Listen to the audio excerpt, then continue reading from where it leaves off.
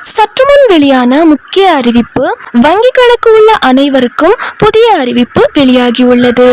வங்கியில் minimum balance திடீர் மாற்றம். அனைத்து வங்கி வாடிக்கையாளர்களுக்கும் தற்போது மிக மிக முக்கியமான அறிவிப்பு வெளியாகியுள்ளது. அதன்படி புதிய மாற்றங்களும் வெளியிடப்பட்டுள்ளது.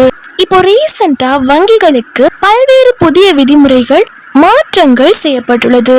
வங்கிகளுக்கு பல்வேறு விதமான புதிய அறிவிப்புகளும் வெளியிட்டிருக்காங்க. நீங்க இப்பதான் டிடி தமிழ் அப்டேட்ஸ் சேனலை முதல் முறையா பாக்குறீங்க அப்படின்னா சப்ஸ்கிரைப் பண்ணாதவங்க இப்பவே சப்ஸ்கிரைப் பண்ணிக்கோங்க. அண்ட் கூடவே பக்கத்துல வர பெல் ஐகானையும் கிளிக் பண்ணி ஆல் அப்படிங்கிற ஆப்ஷனை செலக்ட் பண்ணி வச்சுக்கோங்க.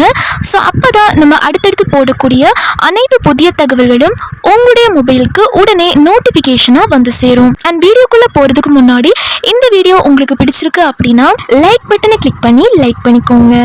அதாவது அனைத்து வங்கி வாடிக்கையாளர்களுக்கும் ஒரு குறிப்பிட்ட மினிமம் பேலன்ஸ் இருந்தா மட்டும்தான் அவங்களுக்கு அபராத தொகை பிடித்தம் செய்யப்பட மாட்டாது அப்படின்னு ஏற்கனவே அறிவிக்கப்பட்டிருந்துச்சு.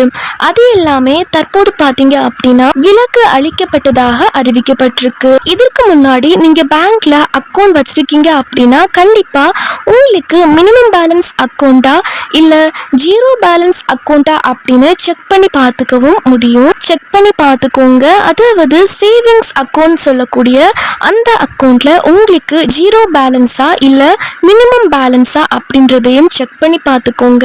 ஒரு சில வங்கிகள்ல 500 ரூபாய் கட்டாயம் இருக்க வேண்டும். அந்த 500 ரூபாய்க்கு கம்மியா இருந்துச்சு அப்படின்னா உங்களுக்கு மினிமம் பேலன்ஸா ஒரு சில அமௌண்ட் வந்து அபராத தொகையாக வந்து பிடித்தம் செய்யப்படும். அதே மாதிரி குறிப்பிட்ட வங்கிகள்ல தற்போது வரை அபராத தொகை நீக்கம் செய்யப்பட்டதாக அறிவிக்கப்பட்டிருக்கு. அது எந்தெந்த வங்கிகள், அது மட்டும் இல்லாம எந்தெந்த ஆண்டுகளுக்கு தற்போது ரத்து செய்யப்பட்டுள்ளது அப்படின்றதையும் பார்க்கலாம்.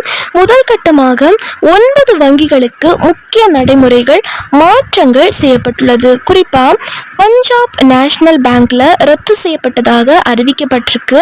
அதாவது மினிமம் பேலன்ஸ் இல்லாம கூட நீங்க அக்கௌண்ட் வந்து யூஸ் பண்ணிக்க முடியும். இந்த பஞ்சாப் நேஷனல் பேங்க்ல மினிமம் பேலன்ஸ் இல்லைன்னா கூட நீங்க வந்து அக்கௌண்ட்டை தொடர்ந்து யூஸ் பண்ணிக்க முடியும். அடுத்ததா கனரா பேங்க்ல யூஸ் பண்ணிக்க முடியும். இது எல்லாமே ஜூன் மாதம் 1ஆம் தேதி 2025ஆம் ஆண்டு முதல் சேமிப்பு கணக்கு வைத்திருப்பவர்களுக்கு முக்கிய அறிவிப்பா கொடுக்கப்பட்டிருக்கு.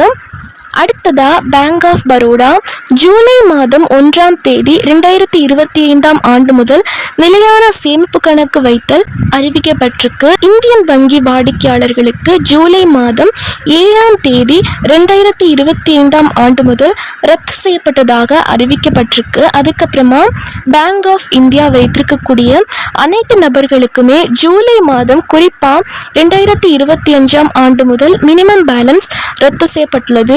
யூனியன் வங்கி வாடிக்கையாளர்களுக்கும் ரத்து செய்யப்பட்டுள்ளது. அதுக்கப்புறமா central bank of India, Punjab மற்றும் சின் பேங்க் எல்லாமே தற்போது ரத்து செய்யப்பட்டதாக அறிவிக்கப்பட்டிருக்கு.